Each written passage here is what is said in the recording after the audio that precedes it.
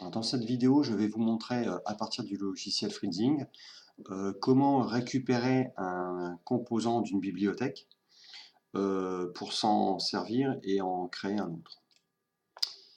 Alors donc voilà notre problème.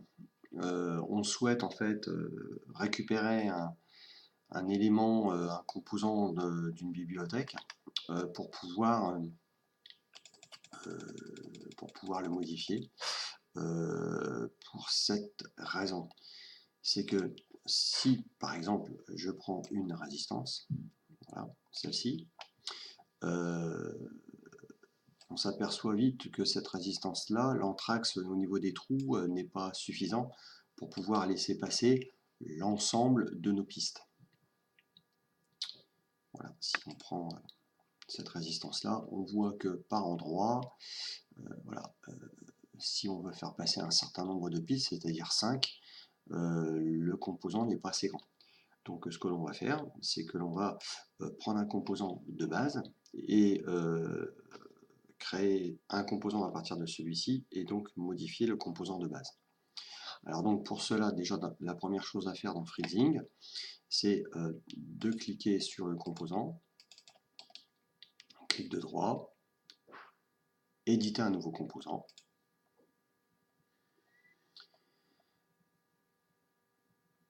Voilà, bon d'accord. Voilà, donc on est sur la fenêtre d'édition. Alors cette fenêtre-là va nous montrer en fait les différents symboles sur la platine d'essai, la vue schématique, voilà, la vue schématique, le circuit imprimé, l'icône, les connecteurs, ça ce sont les paramètres, voilà, c'est tout. Et donc dans un premier temps, donc, nous allons modifier en fait le schéma du circuit imprimé pour augmenter donc cet anthrax là, puisque nous voyons que nous avons 1, 2, 3 chemins possibles, or il nous en faut 5. Donc on va rajouter en fait l'équivalent de 2 pas, c'est-à-dire 2 pas de 2 mm 54. Alors pour cela, donc, nous allons créer un nouveau composant, un fichier, enregistrer en tant que nouveau composant. Voilà. Le préfixe, on va le laisser.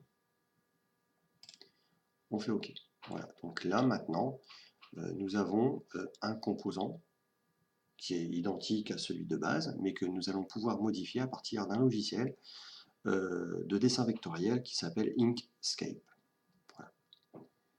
Alors maintenant, nous allons, pour pouvoir modifier les schémas que l'on souhaite, exporter en fait cette bibliothèque, enfin, la bibliothèque associée, la bibliothèque des images associées au composant, en faisant un clic de droit, voilà, exporter le composant. Nous allons l'exporter dans le dossier Freezing que le logiciel Freezing donc a créé dans le dossier document. Nous allons le renommer ma résistance.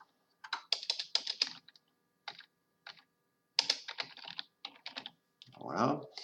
Et on peut noter que l'extension en fait du fichier, c'est une extension FZPZ. J'enregistre.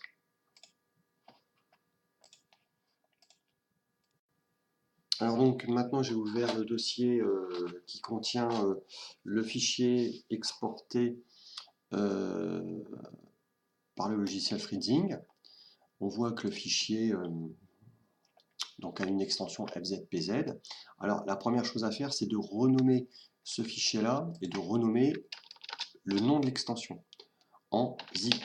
Pourquoi zip? Parce que c'est une extension reconnue comme étant un fichier compressé contenant un ensemble d'éléments. Et effectivement, si on va sur le fichier et on va extraire en fait les données du fichier compressé, voilà, on va retrouver un certain nombre de fichiers, 4 fichiers images vectorielles pour la breadboard, c'est-à-dire la platine d'essai, un fichier image pour symboliser l'icône au niveau de la bibliothèque sur la partie droite de Freezing, le fichier PCB, celui que nous on va utiliser là, et un fichier sur la partie schématique, donc l'implantation électrique.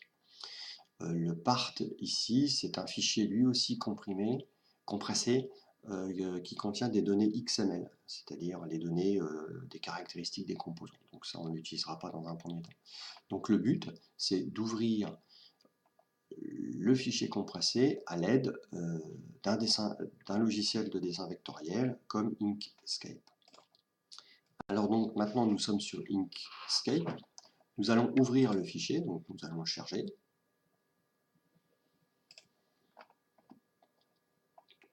Donc nous le retrouvons dans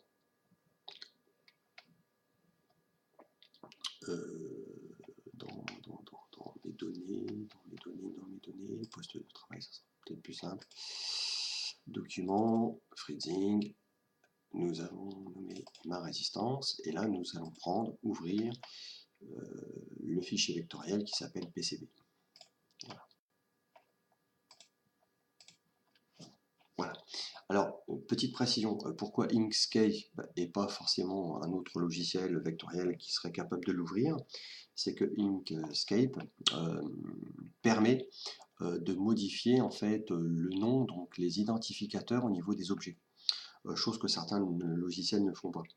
Et cette chose-là est importante puisque ça sera l'identification des objets vectoriels qui sera reconnue sur Freezing et qui sera utilisée donc pour l'implantation des composants. Donc si on ne peut pas changer les propriétés des différents objets, le logiciel vectoriel ne servira pas à grand chose.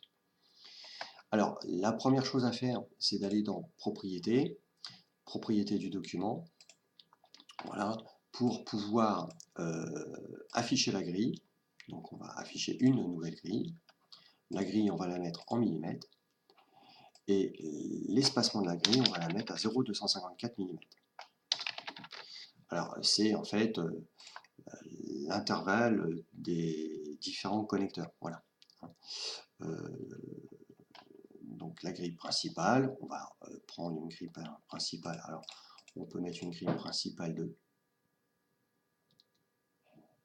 1. Moi je mets une grille principale de 10, c'est-à-dire toutes les 10 traits, on aura la grille principale, c'est-à-dire que 10 traits va former 2,54 mm. Voilà. Donc ça, on peut fermer.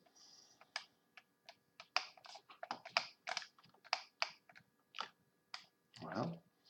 Alors, l'objet, il est ici. On voit que l'objet a été groupé. Donc la première chose à faire, c'est de dégrouper les objets.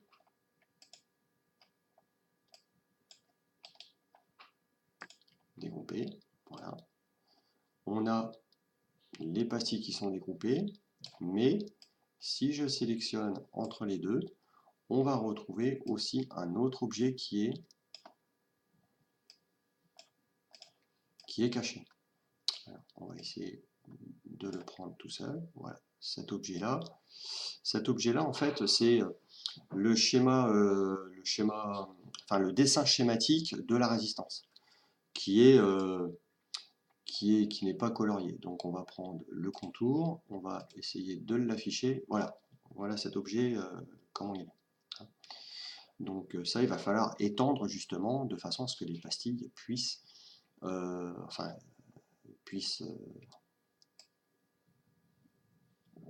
on va étendre cet objet-là de façon à ce que cet objet-là puisse toucher les deux pastilles. Alors, première chose à faire, c'est qu'on va prendre une pastille. Alors, pour être sûr que la pastille soit bien sur le pas, alors, aimanté aux boîtes englobantes, et je pense qu'il faut prendre le milieu de l'objet. On va essayer de cette façon-là. Voilà, vous voyez une petite croix qui permet en fait de se positionner en fait sur un élément. Donc là, je vais le positionner par exemple ici. Et donc le deuxième, voilà, on va le prendre et on va laisser passer donc 5 graduations principales. Donc 1, 2, 3, 4, 5. Et la pastille, on va la mettre là. Voilà. Première chose que l'on peut faire, donc, c'est de regrouper ces pastilles. Grouper. Voilà. Et chose très importante, c'est de nommer en fait les pastilles en Copper 0. Alors, nommer le groupe des pastilles et dièse Copper 0 pour l'étiquette en fait de l'identificateur. Voilà. Je pense à bien définir les pastilles. Voilà, première chose à faire. Deuxième chose à faire, c'est on reprend, alors vous voyez, ce composant-là, je n'y ai pas touché, il a comme identificateur Skill Screen, avec l'étiquette dièse Skill Screen. Celui-ci, on va le positionner, donc, bien évidemment, ici. On va l'étirer. Voilà. On pense à remettre l'objet avec la couleur initiale. Voilà. On reprend l'élément. On le groupe.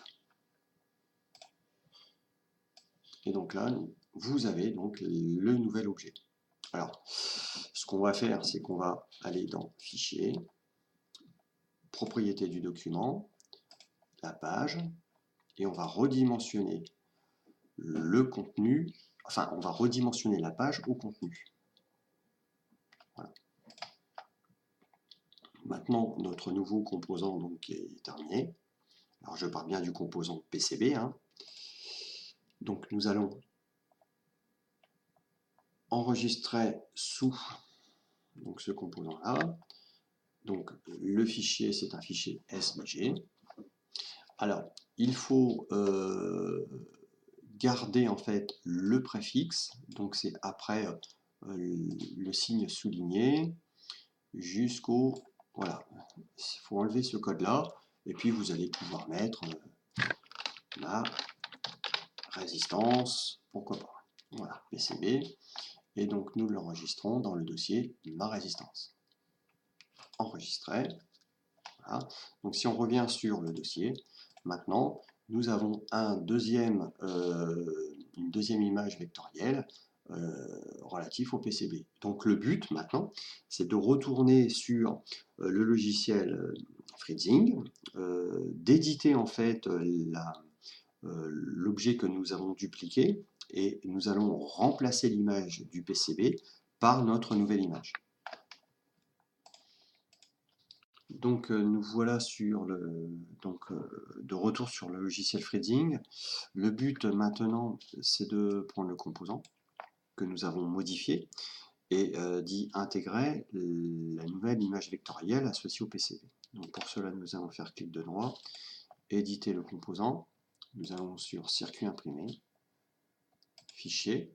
Nous allons charger la nouvelle image que nous allons retrouver dans la résistance.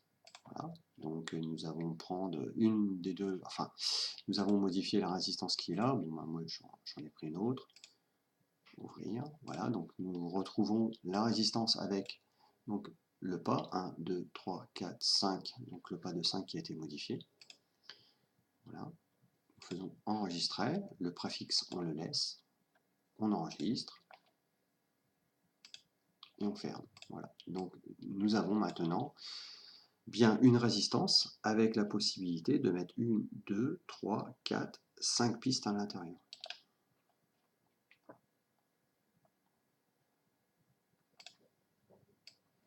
Voilà, donc maintenant on va pouvoir mettre un certain nombre de pistes entre l'entre-axe des résistances.